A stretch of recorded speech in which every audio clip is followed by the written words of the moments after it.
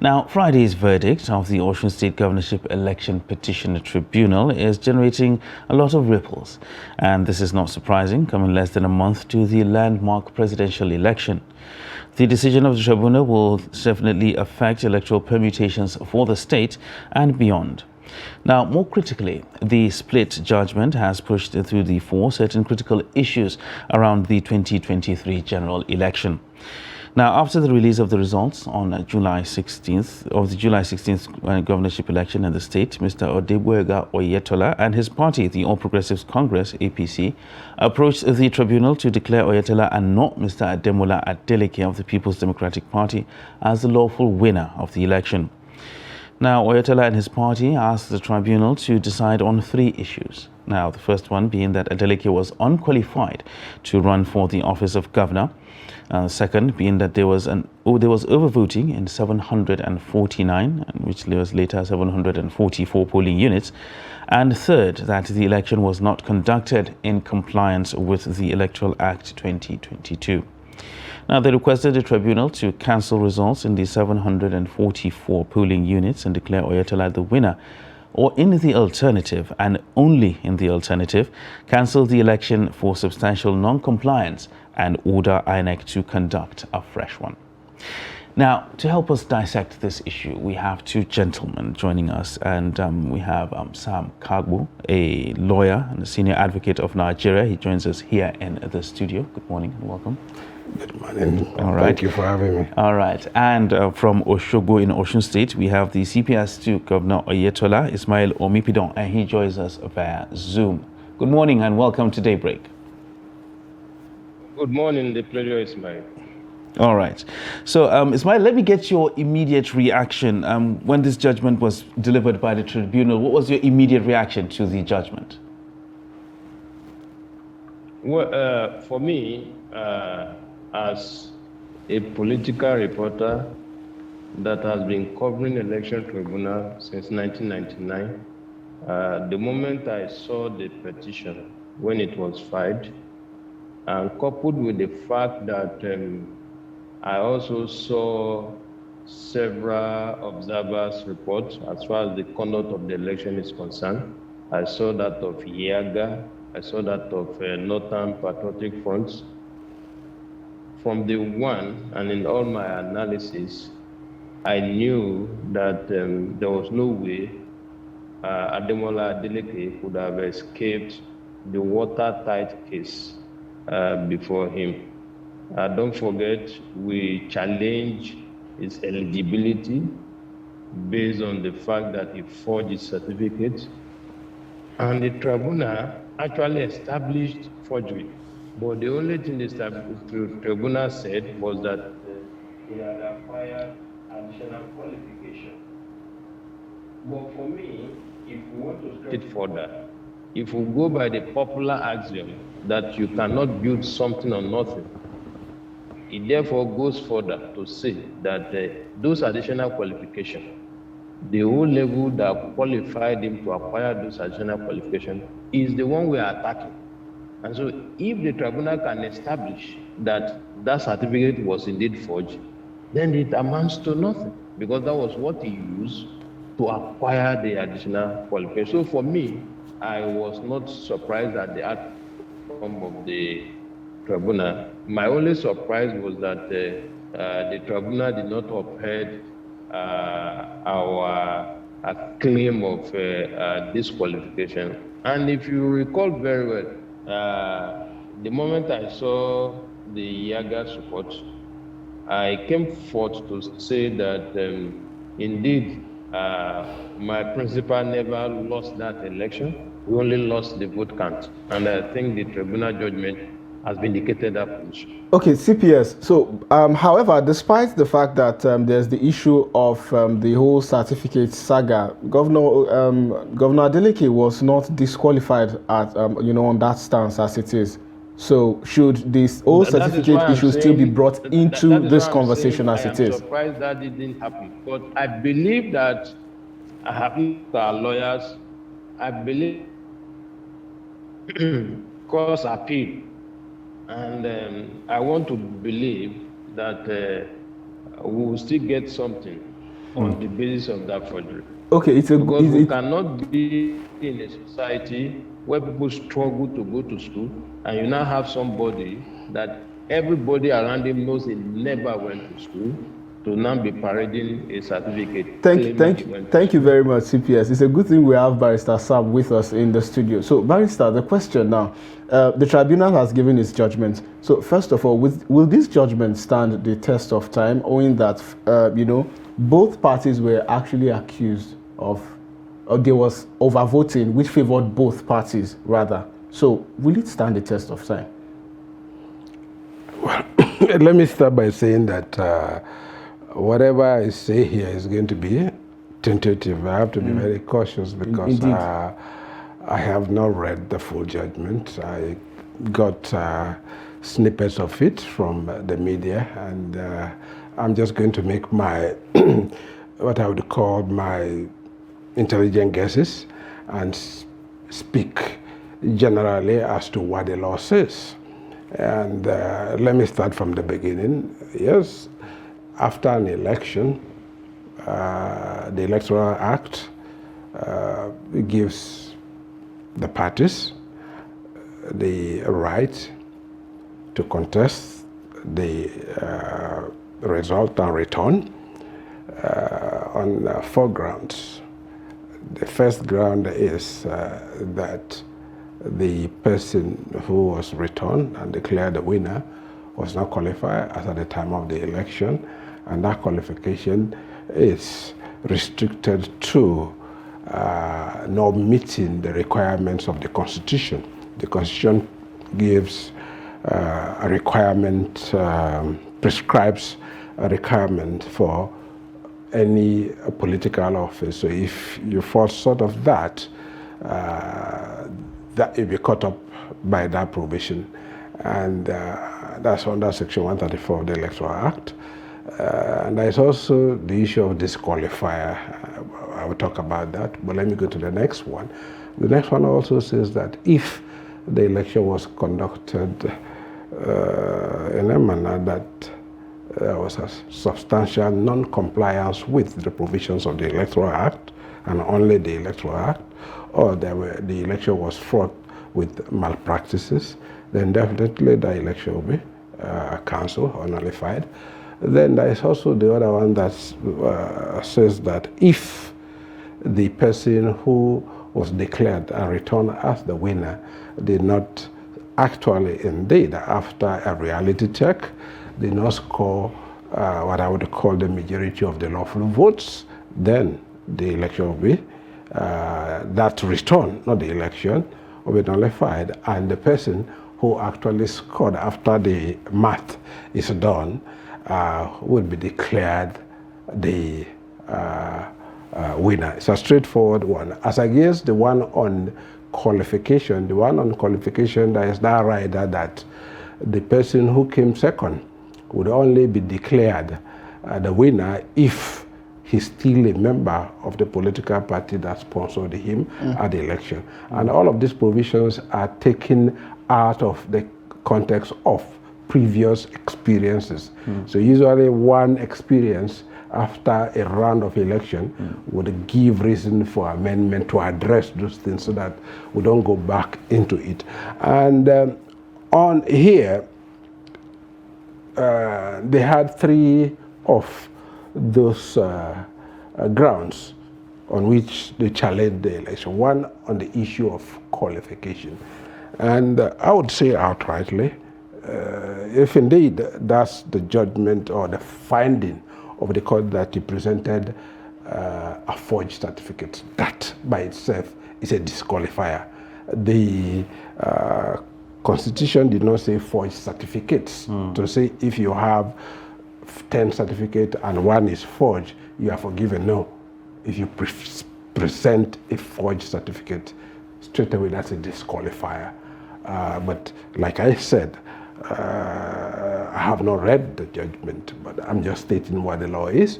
And on the issue of non-compliance, the non-compliance with the Electoral Act means that you do not go by the rules. You know, the Electoral Act has its own standards. There is a philosophy behind it, and the INEC itself has its own electoral rules. Those rules themselves are binding on INEC and also binding on the parties. So INEC, who by his own wisdom has actually made out those rules and has given them to all the parties before the election, is bound to adhere strictly by those ones. If they do not, and that failure to abide by the rules and the provisions of the law substantially affected the result, that result should be cancelled. But usually it's difficult to do that math. But this one, the straightforward one, is the one on mathematics, which is that the person you declare as the winner and return did not indeed score the majority of the lawful votes. And one way of getting at or establishing that is through what? Overvoting. The law has changed dramatically, and I'm hoping and wishing that all the actors who are yet to test the furnace of the new Electoral Act, that is the 2022 Electoral Act, would pay attention to Section 47 and Section 51 of the Electoral Act of 2022. The old Electoral Act, Section 49 of the old Electoral Act speaks to the register. They say when you come for accreditation, the person accrediting you, that is the polling officer, would look at the register and compare the record and the register with the voter card you are presented to establish that you are indeed that voter that is registered at that polling unit. So the god of accreditation in the old law was what? The register. But this time around, Section 47 does not speak to the register. It sweeps aside the register and say, oh, when you present yourself with your voter's card, then the beavers, what they call the biometric voters, yeah. So the biovoter, yes, voters accreditation system, the beavers. That's what the person accrediting you is going to look at. Okay. And only that, no register, and therefore to establish accreditation, the standard and the only number that is to be reckoned with is what is established in the tabulation of the beavers. And the beavers is real time. It is not an imputation of the polling officer. Okay. It is clocking as you are, once you are accredited and you go to vote, it clocks. So, Barrister, you mentioned the beavers, and I have a follow-up question to that. But before then, I want to ask CPS Obikpedo this question. CPS, one of the reasons you gave for contesting the election victory of Governor Adeleke was that they flouted the Electoral Act. Does this in any way create any form of doubt in INEC, because of course INEC conducted that election? So are you saying in any way that INEC, you have some unreserved or some unsatisfactions with the way the election was conducted? Thank you very much. While the learned was speaking, I was listening to him attentively, and one of the points he raised for me has nullified the basis upon which the dissenting judgment stands. Because the argument of one of the justices that delivered the dissenting judgment was that we needed to include voter register as part of the material to prove overvote. But our lawyers insisted that the new Electoral Act 2022 has taken care of that. And even me, who is a layman, like not a lawyer, I remember it was Governor Wike's case that led to the amendment of that section of the Electoral Act, where, in 2019 or so, we made use of card reader.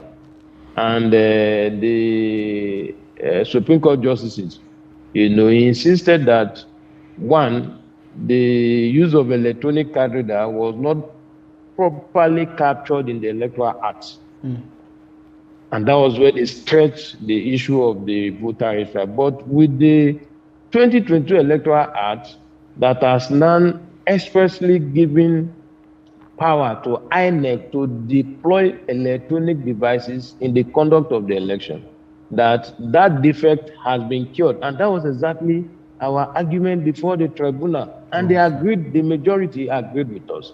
Now, let me also say this. Nigerians should be aware that we did not go to the tribunal to impugn on the integrity of the INEC.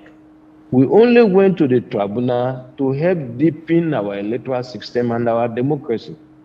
And from the ruling of the tribunal, we have been able to establish that even though INEC as the election management body have good intention in deploying the beavers, some of the operators appears to have other motives. How do I mean? It will interest you to note that once the election was conducted on July 16, return was made on July 17, and Demola Adeleke was announced as the winner of that election. Now, 1 week after the declaration, about 10 days or so after the declaration, we applied for and obtained a certified true copy of the Beavers report, with which Adeleke was declared winner of that election. It was after analyzing that Beavers report, we were able to establish that the number of those accredited in most of the polling units we were challenging across 10 local governments did not tally with the results declared on Form EC8A. And we now filed our petition. After filing our petition, apparently some persons, in an attempt to cure what we have established in our petition, now gave another Beavers report to PDP. So, Mr. Obipidon, can you hear me? Yes. While you don't intend to I can hear you. Why you don't intend to impugn, or your camp does not intend to impugn on the integrity of INEC. However, you've mentioned that there were certain misappropriations with the result from the beavers, as well as some other issues around it. Now, doesn't this pose a question regarding the integrity of the beavers, which is expected to address issues particularly over voting? No, it is the beavers now that has helped us to expose the overvoting. Oh, interesting. Yes, it is the beavers that helped us to expose the overvoting. But some persons now, in an attempt to cure what we have established, now came up with a strange term, synchronization. Okay.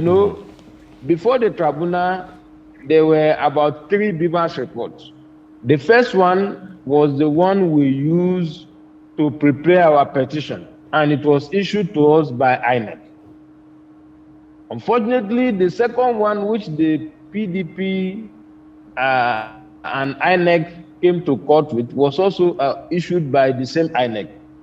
But the justices asked the INEC witness, when she was being cross-examined, that, were you the one that issued the first Beavers report to APC and Noyitola? She said yes. Did you at any point indicate that that Beavers report was an interim one or an unsynchronized one? She said no. And up till the period of the proceedings, either before or during the proceeding, there was no time INEC withdrew that report. All right, thank you very much, Mr. Now, Mikpidon. Thank the you. So I'll get back the to second you. Beavers report, which they call synchronized Beavers report, were also able to establish overvoting in over 100 polling units.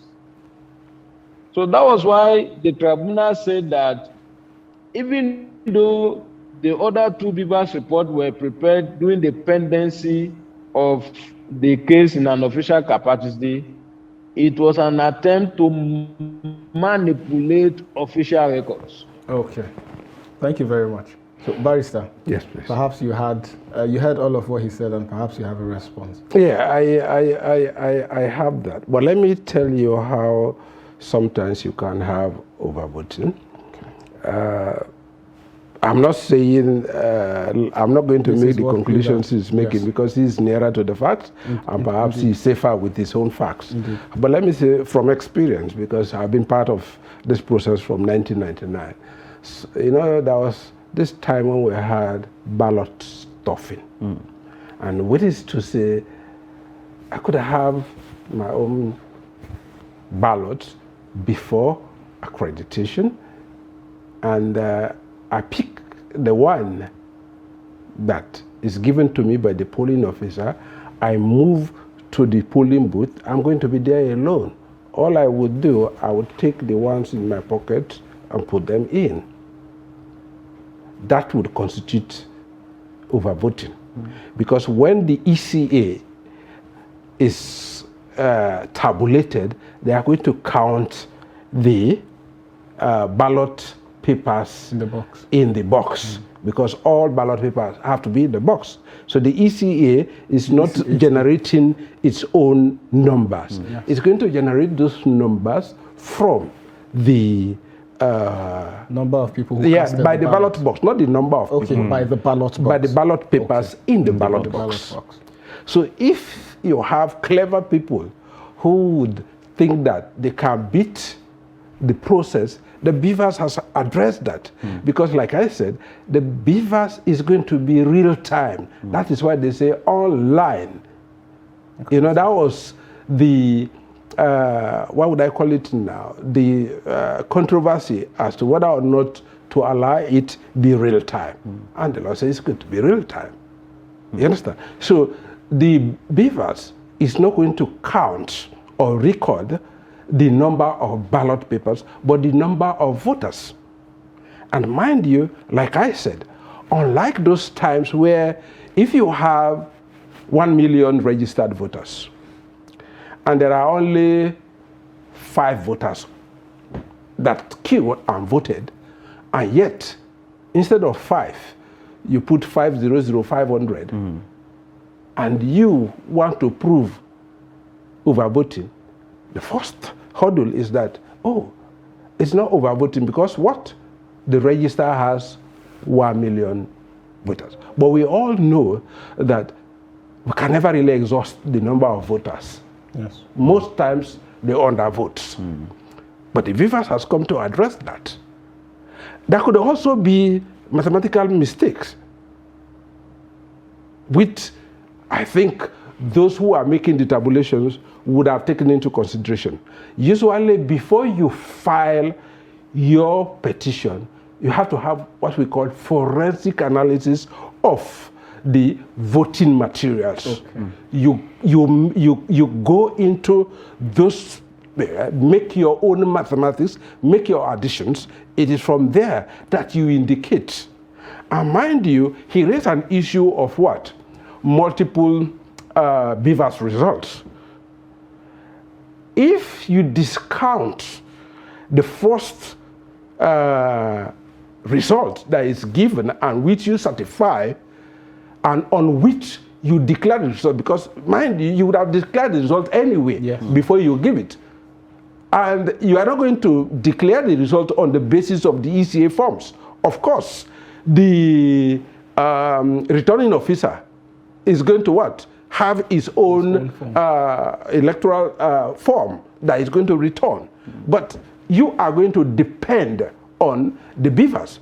If you have declare the result on the basis of the beavers, it may not be logical for you to turn around to say, oh, there hasn't been some synchronization and therefore those numbers are tentative. You may not be hard to say so. But mind you, the most critical part of it too is that you are supposed to put in your petition within 21 days. Yes.